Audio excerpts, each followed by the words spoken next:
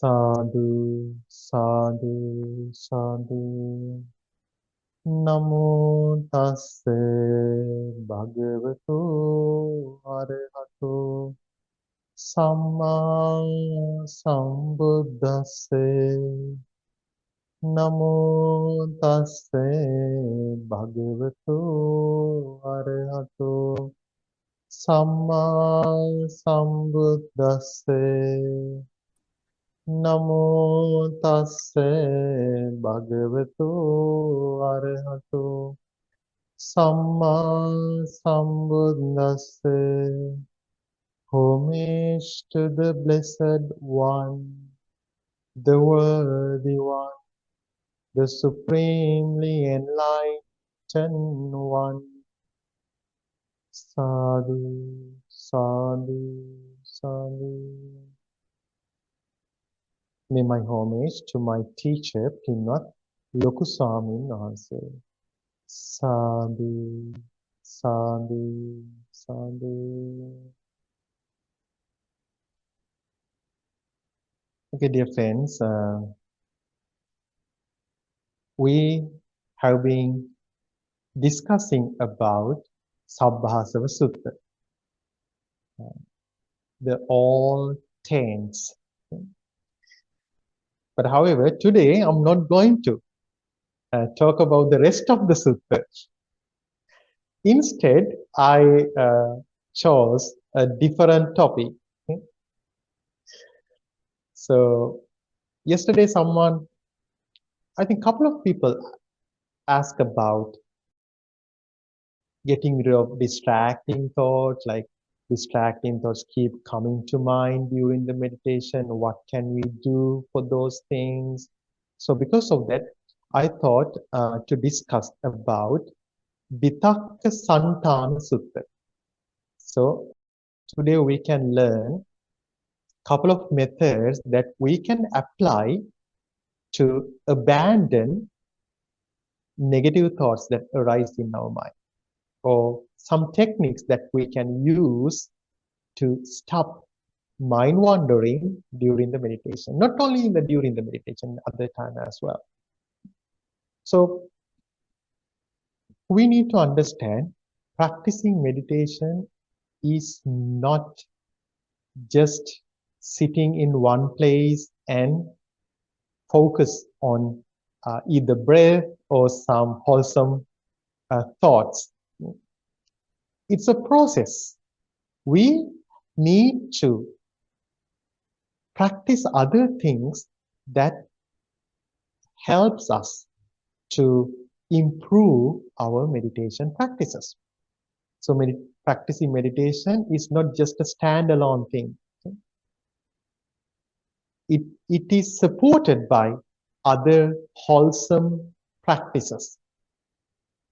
So we need to be mindful of our mind 24/7, except when we are in deep sleep. So always we need to be mindful. And also always we should arouse our energy to abandon negative thoughts. Normally what happens, like people, they let negative thoughts to come to their mind throughout the day, and they don't do anything to abandon those negative thoughts. Then in the evening, they try to meditate. Then what happens? All the thoughts that were in their minds throughout the day come up to their mind. Then their mind starts to wander. So that's why always we need to be mindful of our thoughts. And when negative thoughts arise in our mind, we can apply these methods to abandon those negative thoughts. So before talking about those 4 methods, let's talk about the 4 ways that we should put effort into abandon negative thoughts and developing wholesome thoughts. We call it right effort. The first one, Buddha says, one arouses the desire to prevent unwholesome, harmful states from arising.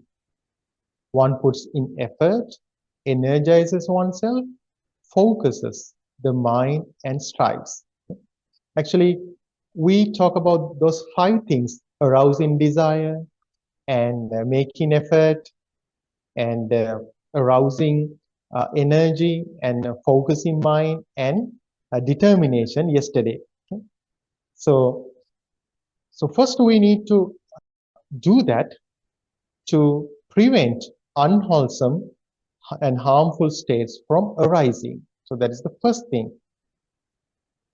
So it means like we should start putting effort to abandon unwholesome thoughts before those thoughts arise in our mind. Right now we should do that. And so one thing we can do that, like we can think about and we can reflect on those harmful thoughts. So right now we can think, for example, like let's take anger. Okay, I'm pretty sure right now you don't have any anger in your mind, but it could arise very next moment. Okay? So that's why right now we should give the information about the danger of having anger in our mind. We can think, oh, anger is unwholesome. When anger rises in my mind, there is no any peace in my mind, and it doesn't help me to calm down my mind. So we can give all the information about the anger. Then that way we can arouse our mindfulness about anger. That's the effort that we put to prevent unwholesome and harmful states from arising. So there are other ways to do that, but this is one example. So then we arouse our desire first. We arouse our desire. When we remember, we can also look back and remember the moment that we had anger and how I suffered because of anger, and how anger ruined our relationship with other people. So we can do that right now. So in that way, we arouse our desire to prevent unwholesome, harmful states from arising. And then we keep putting effort and we arouse our energy and we focus on it, and then we determine not to let anger to overcome my mind. So this is a process. So the first thing we need to do, arousing our desire, having the desire not to have anger in our mind. So then Buddha says the second one arouses the desire to abandon unwholesome, harmful states that have already arisen. Okay, again, let's take the anger. Okay, now first we prepare our mind to recognize anger, and we try to prevent anger from arising. But however, because of some reason, anger suddenly arises in our mind. Then we should arouse desire to abandon the anger, to get rid of anger. Now it's already arisen in our mind. So that is the second step, okay? Or that is the second way of putting effort to abandon unwholesome thoughts in our mind. I remember a wonderful example for that. So there was a Dhamma discussion between enlightened monk and a king. The name of the king was King Milinda. Okay? Milinda. And the name of that enlightened monk was Nagasena. So there was a very insightful Dhamma discussion. And the king asked, Bhante, when should we put effort to abandon unwholesome thoughts? Should I put effort before it arises or after it arises? Then the king asked a question to give an answer to that question, the king's question. He asked, okay, king, dear king, what do you think? When do you form your forces? Before you go to battle or when there is a battle?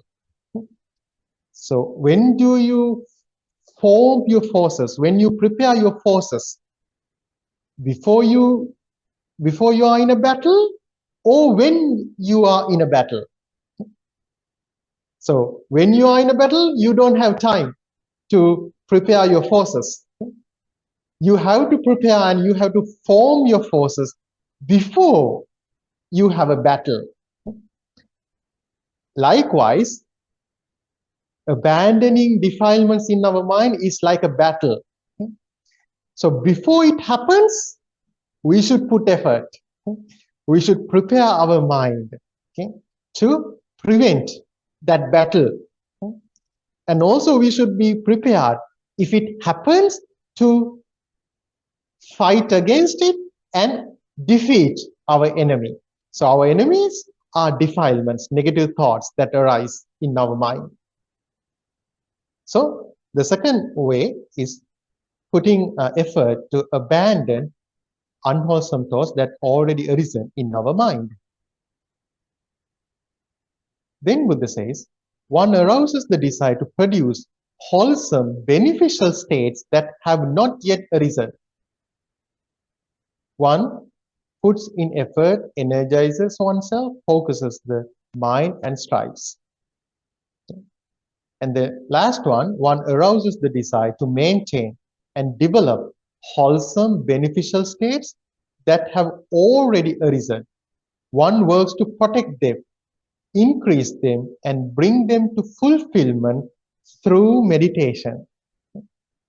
So actually, meditation helps us to fulfill our wholesome states in our mind. So we also need to have some desire to develop wholesome states in our mind. For example, suppose you would like to practice a meditation every day morning, but still you haven't done that. Then you arouse your desire to do that today. Okay, tomorrow morning I will practice meditation for 15 minutes. Then we arouse that desire in our mind. Then we determine our mind. And then we do that. We do that. Then after that, what we have to do, we need to maintain that. We need to be consistent with that. Then we should arouse our desire to maintain and develop those wholesome states. So in these 4 ways, we should put effort to abandon unwholesome states and also develop wholesome states in our mind. When we try to develop our meditation, we can use 4 methods to remove distracting thoughts. So we can do that during the meditation and also when we don't meditate. So now you practice meditation. Okay? You practice meditation and now you want to go to the next level of your meditation. Then practicing just meditation is not enough. We need to apply these methods to get rid of distracting thoughts, defilements in our mind. Method number 1. Suppose we focus on something that gives rise to bad, unskillful thoughts connected with desire, hate, and delusion. Okay. Something like, okay, suddenly you remember someone that gives some hard time to you, or when you were in your high school, or someone that bullied you, a student that bullied you.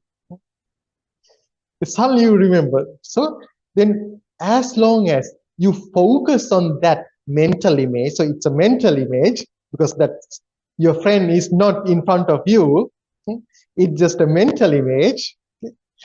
Now you focus on that mental image. Then what happens? Oh, your heart is filled with anger,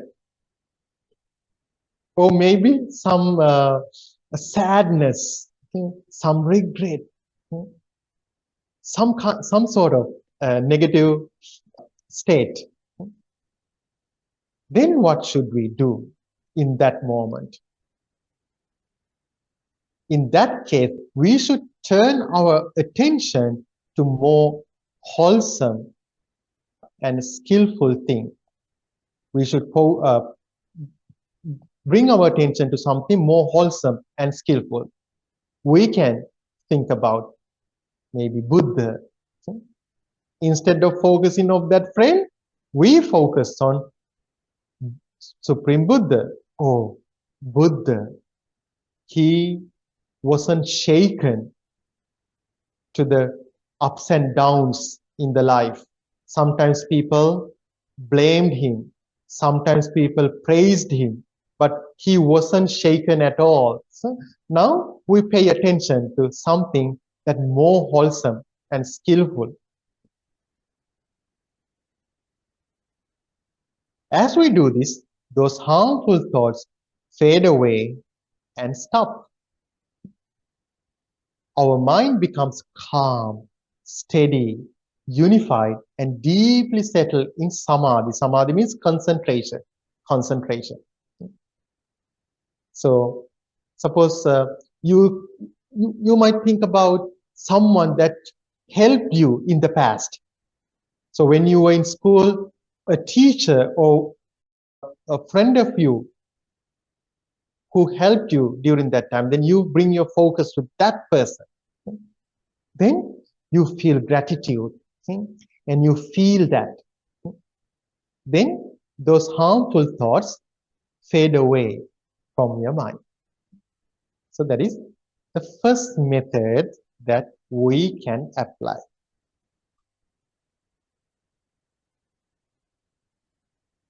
Method number 2. Suppose now we are focusing on something skillful, but still bad, unskillful thoughts connected with desire, hate, and delusion still keep coming up. Now we try to think about some wholesome thing, but still those negative thoughts keep coming to our mind. Still that friend, the image of that friend keeps coming to your mind. Okay?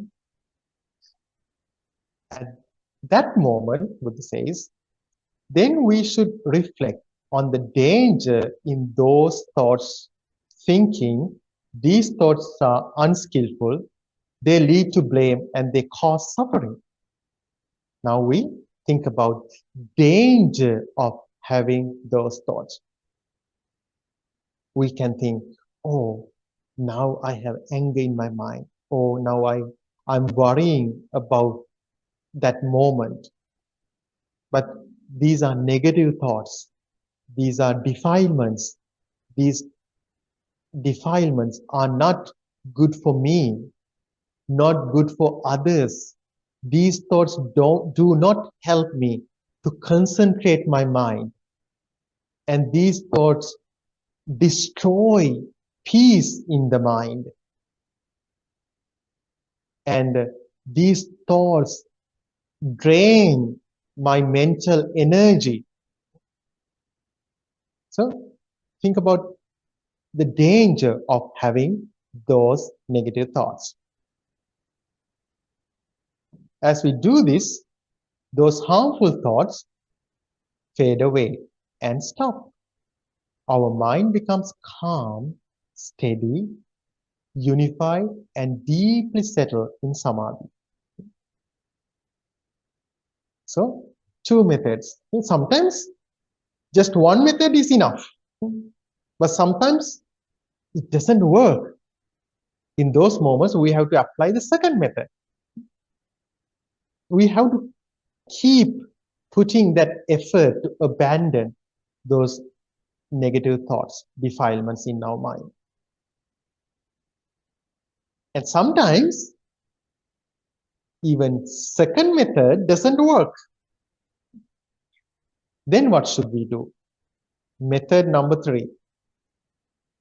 If bad, unskillful, and negative thoughts still coming, then we should try to let go of those thoughts and not give them any attention. So we should not give any attention to those thoughts. We are not going to, we don't focus on any wholesome thing, or we don't reflect on the danger of having those thoughts. We don't pay any attention to those thoughts. We think, oh, it's okay. Let those thoughts come. Let them go. I don't care about that. So we don't pay any attention. Instead of that, we can do something else. So then what happens? When we don't pay attention to those thoughts fade away. Buddha says, it's like a man who does not want to look at forms, some visual objects in front of him, he closes his eyes and looks away. So if there is someone that you don't like to see in front of you, you don't look at them. You close your eyes, then you look at something else. Likewise, we don't pay any attention to those thoughts. Then those thoughts fade away from our mind. Okay. Number 4. Method number 4. Actually, this is my most favorite method, especially when those negative thoughts are very powerful. And when we cannot see any way to come out from those thoughts, from those negative thoughts, then we can apply this 4th method. Because, sometimes there are moments we feel like we are trapped inside of those thoughts. We cannot come out from those thoughts. It's like a kind of turbulence. Okay? So then in those moments, we can apply this 4th method. If bad, unskillful, and negative thoughts still keep coming, then we should reflect on how those negative thoughts are forming in our mind.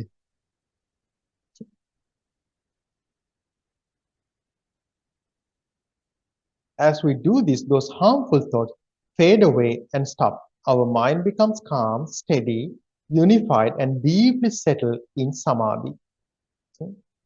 How can we do that? There are a couple of ways to do that. So we should reflect on how those thoughts develops in our mind.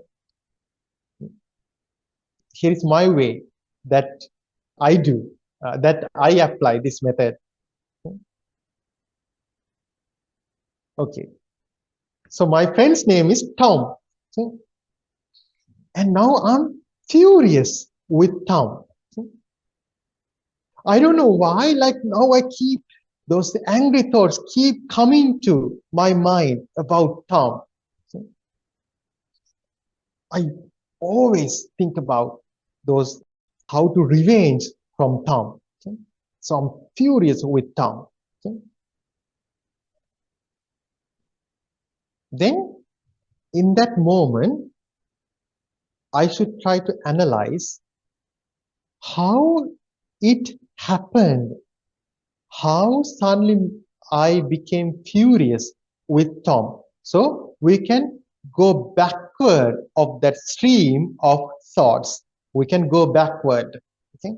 We can we can look back and think, okay, what did I think before I was furious with Tom?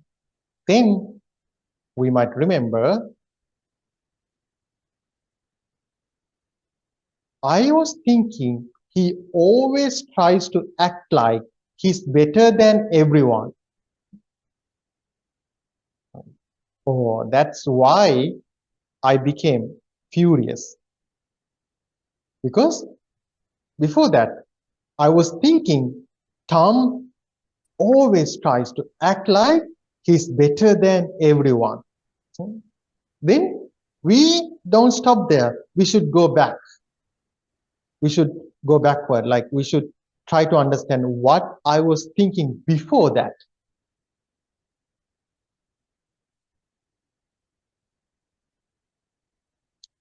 I recall how back in school, Tom once made a sarcastic comment about me in front of others.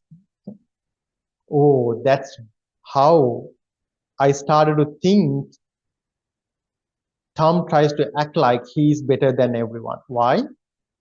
I recall how back in school, Tom once made a sarcastic comment about me in front of others.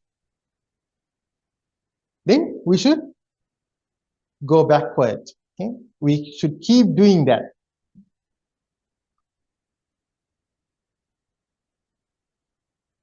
Then, oh, I remember, before that, I thought Tom purposely left me out of the last class reunion. So go backward, then I remember, oh, why I started to think that Tom about that sarcastic comment that he made, because I thought Tom purposely left me out of the last class reunion. Then we go backward. Then I remembered I hadn't been invited to the last class reunion. So what happened? So I remembered I hadn't been invited to the last class reunion. So then after that, I started to think Tom purposely left me out of that last class reunion. Then I recalled how Tom once made a sarcastic comment about me in front of others. After that, I was thinking he always tries to act like he is better than everyone. Now I'm furious. Okay, let's go further. Okay. Let's go to the point where everything started. When I was walking home after work, I got a message from a friend saying he had lunch with a few of our all classmates. Just a text message. Just a text message. It said, oh, he had lunch with few of our all classmates. So that's the point everything started. After that, all those negative thoughts. So suddenly I remembered the last class reunion. Then I remembered how Tom removed me from that reunion. Then all the bad negative thoughts arose in my mind. Now I'm furious. So this is how those negative thoughts form in our mind. Sometimes the starting point and the end point are not, there is no any connection between the starting point and the end point. Sometimes those things starts with a simple word, or maybe we see something, but then we end up in a kind of negative state in our mind. So next time, when you are in a kind of negative state in your mind, you can also do this thing. You can also do this thing. So then you can understand. Then you come to the starting point of that stream of negative thoughts. Once you reach to the starting point, then all the negative thoughts are vanished in your mind.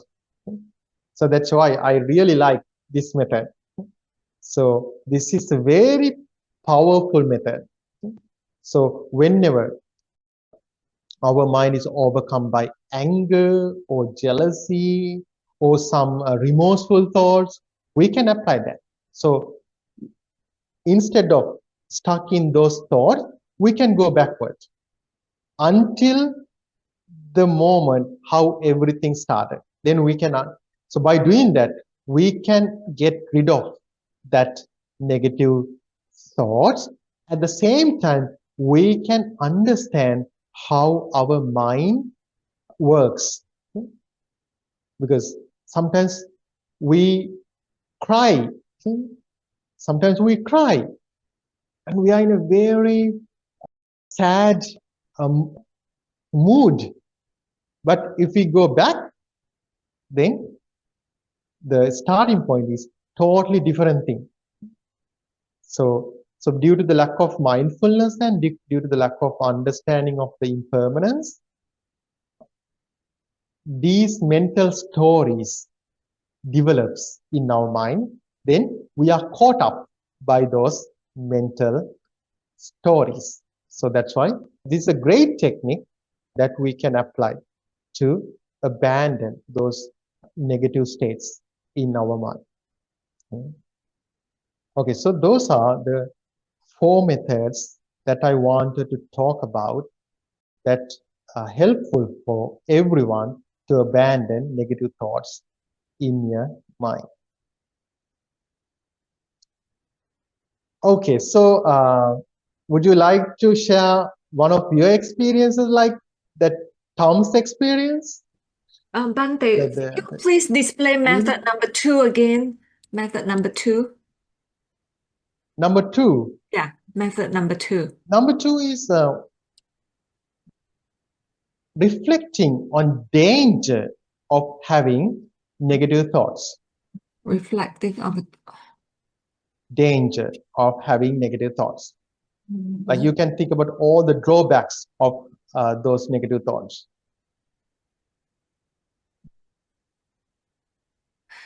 And I have a question about this because it exactly happened to me at not the class reunion, but the class.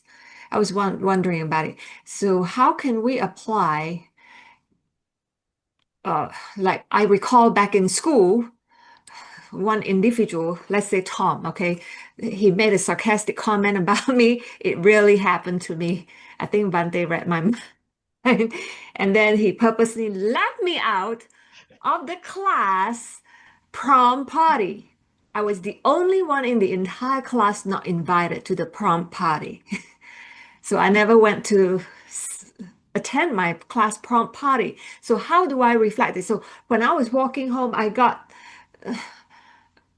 message of some friends saying they had such a good time during the prom except me. So how can I get rid of that? Yeah, so the according to the last method, okay, last method, so you can apply the last method. So like in that moment, so when, because at that moment you are furious with that friend, okay, so then you can go backward how that mental state arise in your mind. Then when you go back, then you will understand, oh, I got a message from my friends and they said, oh, they enjoyed the party and everything. So that's how everything started. So when you go backward, then you can come out from that spiral thoughts. Okay? And according to the second method, like you can think about, like, so when you have some anger in your mind, like you can think about all the drawbacks of having anger. You can think, okay, so anger is not good for me. It drains my mental energy. Okay?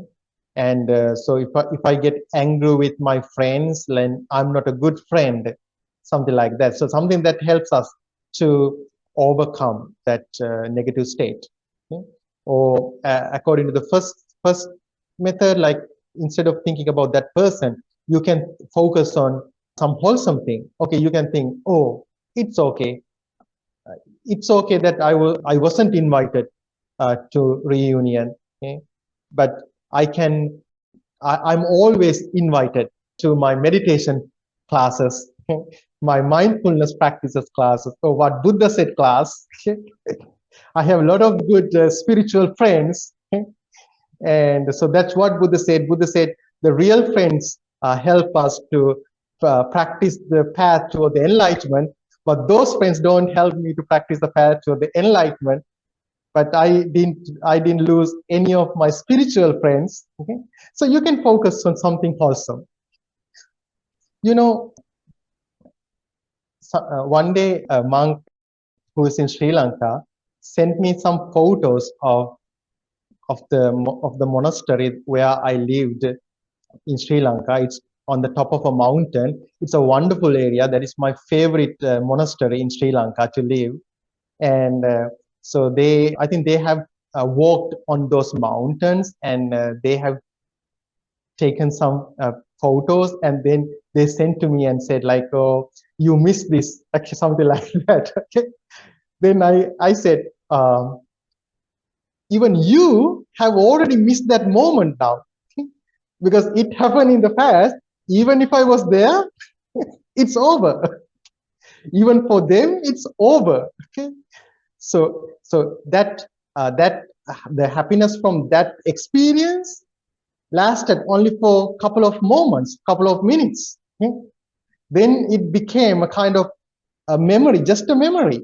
It sometimes we don't even remember to recall those memories.